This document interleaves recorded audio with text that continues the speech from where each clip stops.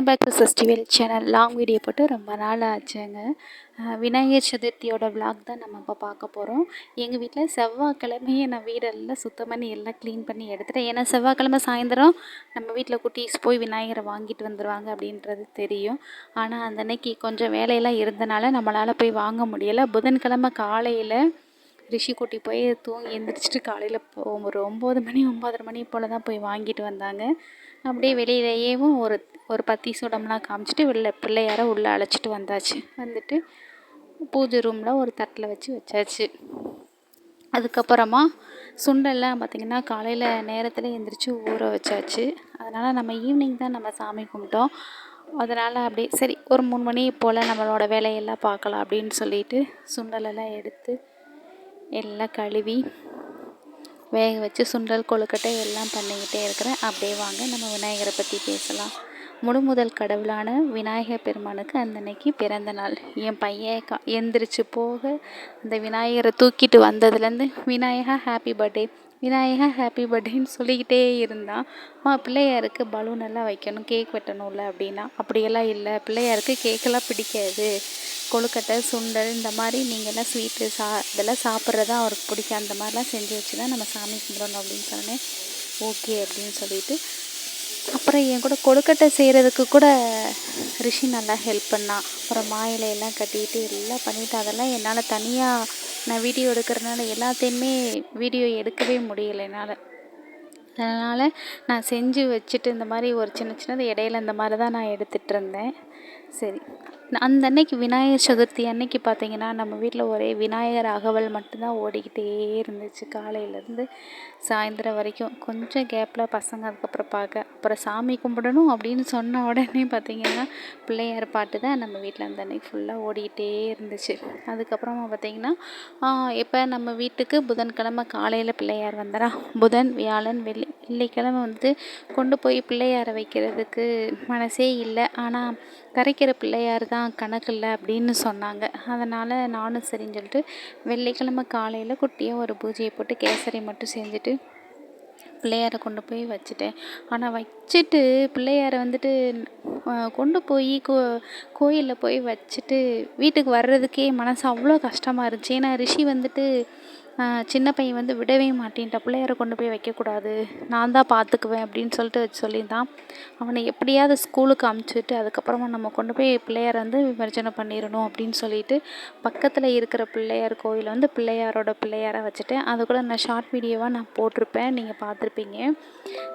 திடீர்னு அதுக்கப்புறமா ஸ்கூல் விட்டு வந்தோடனே ரிஷி குட்டி கூட கேட்டான் எங்கள் பிள்ளையார் அப்படின்ட்டு. நான் தான் கொடுக்கக்கூடாதுன்னு சொன்னேன்ல அப்படின்ட்டு. இல்லை, அவன் பிள்ளையார் அவங்க அம்மாட்ட போயிட்டாரு, அதனால் கண்டிப்பாக அவர் போகணும்னு சொன்னார். அதனால் நான் அவங்க அம்மாட்ட கொண்டு போய் நான் விட்டுட்டேன். நீ எப்படி அம்மாக்கிட்ட இருக்கிற அதே மாதிரி அவர் அவங்க அம்மாக்கிட்ட போகணுன்னு சொன்னார், அதனால் கொண்டு போய் விட்டுட்டேன் அப்படின்னு. அப்படியா சரின்னு சொல்லிட்டு அதுக்கப்புறம் விட்டுட்டான். அதுக்கப்புறம் நம்ம வீட்டில் அந்த கொழுக்கட்டை இதெல்லாம் செஞ்சுட்டு இந்த மாதிரி நம்ம வீட்டில் நல்லா சுண்டல் கொழுக்கட்டை நெல்லிக்காய் பொரிக்கடலை அவல் தேங்காய் வாழைப்பழம் இதெல்லாம் வச்சு சாமி கும்பிட்டாச்சு. ஒரே நாளே நம்ம கசகசன்னு எல்லாமே நம்ம பண்ணக்கூடாது. நம்ம 3 நாள் பிள்ளையாரை வச்சுருக்கிறோம்ல, ஒவ்வொரு நாளும் ஒவ்வொரு விதமாக நம்ம பண்ணிக்கலாமே அப்படின்னு சொல்லிட்டு அன்றைக்கி சிம்பிளாக தான் பண்ணேன். நம்ம கொஞ்சம் வேலையும் வேறு வெளியில் வேலை இருந்தது. அதுக்கப்புறம் இந்த குட்டி பிள்ளையார் பார்த்திங்கன்னா திருவண்ணாமலையிலேருந்து கிரிவலம் போகிறப்ப அந்த குபேரலிங்கம் இருக்குல்லையே, அது பக்கத்தில் வெளியில் கடை போட்டிருந்தாங்க. அங்கேருந்து அந்த குட்டி கல் விநாயகரை வாங்கிட்டு வந்திருந்தேன். அவருக்கும் அந்த அருகம்பு பூ மாலை கிடச்சிருச்சு, எரிக்கலம் பூ. அது நம்ம பிள்ளையாருக்கு பார்த்திங்கன்னா அருகம்புல் மாலை நல்லா கட்டி போட்டு எருக்கம் பூ போட்டு நல்லா செவ்வந்தி ரோஸ் இதெல்லாம் வச்சு நல்லா அலங்காரம் பண்ணி அன்றைக்கி ஜம்முன்னு இருந்தார். உண்மையிலே பார்த்திங்கன்னா அந்த அன்றைக்கி காலையில் நான் வீடு துடைக்கும் போது வீடெல்லாம் துடைச்சி முடிச்சுட்டு எப்போவுமே கருப்பு எறும்பு நம்ம வீட்டுக்கு வரவே வராது. அந்த அன்றைக்கி ஒரு 5 நிமிஷம் பார்த்திங்கன்னா 5 நிமிஷத்துக்கு மேலேயே இருக்கும். அவ்வளோ எறும்பு எங்கேருந்து தான் வந்துச்சுன்னே தெரியல. கச்ச கச்ச கச்ச கச்சன்னு வந்த இடமும் தெரியலை, போன இடமும் பார்த்திங்கன்னா டக்குன்னு மறைஞ்சிருச்சு. சரி, எனக்கு அப்படியே பிள்ளையாரே வந்த மாதிரி அந்த அன்னைக்கு காலையில் ஒரு பாசிட்டிவாக ஒரு மைண்டு அந்த மாதிரி இருந்துச்சு. சரி, நம்ம உடனே போய் பிள்ளையாரை வாங்கிட்டு வந்துடணும் அப்படின்னு சொல்லிட்டு தான் போய் வாங்கிட்டு வந்துட்டு பூஜையெல்லாம் போட்டுட்டு அந்த அன்னைக்கு விநாயகர் ஃபஸ்ட்டு டே நல்லபடியாக செலிப்ரேஷன் பண்ணிவிட்டு முடிச்சாச்சு.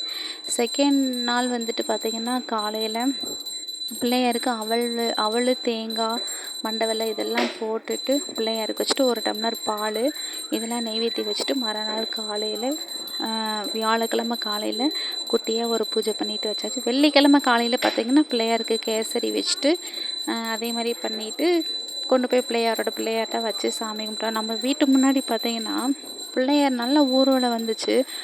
பார்க்குறக்கே அவ்வளோ சூப்பராக இருந்துச்சு. நம்ம பிள்ளையாரையுமே எங்கே இருக்கிறாருன்னே தெரியல, எந்த வண்டியில் போனாருன்னே தெரியல, பார்த்துக்கிட்டே இருந்தேன். ரொம்ப சூப்பராக இருந்துச்சு. பிள்ளையாரை 3 நாளாக நம்ம வீட்டில் இருந்துட்டு கொண்டு போய் வைக்கிறப்ப கொஞ்சம் சங்கடமாக தான் இருந்துச்சு. இப்போ நான் மாலை போடுறேன் இல்லையா, அந்த மாலை போட்டுட்டு நெய்வேத்தியம் வச்சு அந்த அன்னைக்கு தான் கொண்டு போய் வச்சேன். என்னன்னே தெரியல, எப்போவுமே நம்ம வீட்டில் வருஷம் நம்ம பிள்ளையார் வாங்கணும் அப்படின்னாலேவும் அவரை கொண்டு போய் வச்சுட்டு கொஞ்சம் ஒரு மணி நேரம் அந்த சங்கடமாகவே இருக்கும். மனசு ரொம்ப சங்கடமாக இருக்கும், கொண்டு போய் நம்ம வச்சுட்டோம் அப்படின்ற மாதிரி. அதுக்கப்புறமா எப்படியோ வந்துடுவேன் நான். அதோ பிள்ளையாரோடே இருக்கிறார் பார்த்தீங்களா, எப்படியோ வந்துடுவேன். சரி சந்தோஷமாக இருக்கட்டும் அப்படின்னு சொல்லிட்டு நமக்கு தான் சங்கடமாக இருக்கும், அவர் ஹாப்பியாக தான் இருப்பார். அதுக்கப்புறம் பார்த்திங்கன்னா இந்த விநாயகர் சதுர்த்தி உங்களுக்கு எப்படியெல்லாம் போச்சு அப்படின்றத என்னுடைய கமெண்ட் பாக்ஸில் கமெண்ட் பண்ணுங்கள். ப்ளீஸ் நான் எந்த வீடியோ போட்டாலுமே எனக்கு சப்ஸ்கிரைப் பண்ணுங்கள், அதுக்கப்புறம் லைக் பண்ணுங்கள். உங்களுடைய சப்போர்ட் கண்டிப்பாக அந்த சஷ்டிவேல் சேனலுக்கு வேணும். நம்ம வீட்டு பக்கத்தில் பிள்ளையார் ஊர்வலம் போச்சு இல்லையா, அதுதான் இந்த வீடியோ. அதுக்கப்புறமா பார்த்திங்கன்னா இன்னொன்று சிவன் காளி இந்த மாதிரியெல்லாம் பார்த்திங்கன்னா கொஞ்சம் அந்த வைப்ரேஷனோட அந்த மியூசிக் சவுண்டு, அதுக்கப்புறமா கை காலில் அசைக்கிற மாதிரி, அதாவது ஒரு அரக்கனெல்லாம் அந்த சிவன் கொல்கிற மாதிரி அந்த மாதிரியெல்லாம் வீடியோ இருக்குது என்கிட்ட. அது நான் ஷார்ட் வீடியோவாக நான் போடுறேன். அது நேற்று தான் அந்த மாதிரி பிள்ளையார் ஊர்வலம் வரும்போது அது பின்னாடி வந்துச்சு. நான் கண்டிப்பாக இந்த மாதிரி